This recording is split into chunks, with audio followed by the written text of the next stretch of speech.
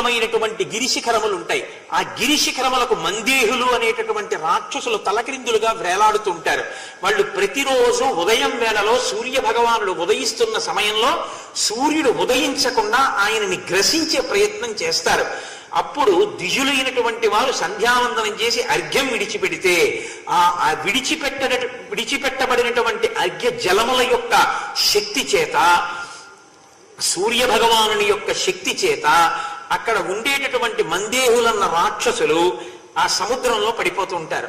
మళ్ళీ వాళ్ళు బ్రతికి లేచి మళ్ళీ ఆ పర్వతాన్ని పట్టుకుని మళ్ళీ తలకిందులుగా వేలాడుతుంటారు. మీరు ఆ ప్రాంతం అంతా వెతకవలసి ఉంటుంది. ఆ సముద్ర మధ్యంలో వృషభము అనేటటువంటి ఒక పెద్ద పర్వతం ఒకటి ఉంటుంది.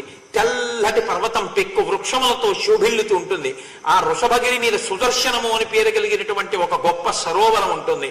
ఆ సరోవరం వెండివలి తెల్లటి కాంతులతో అన్ని దిక్కులా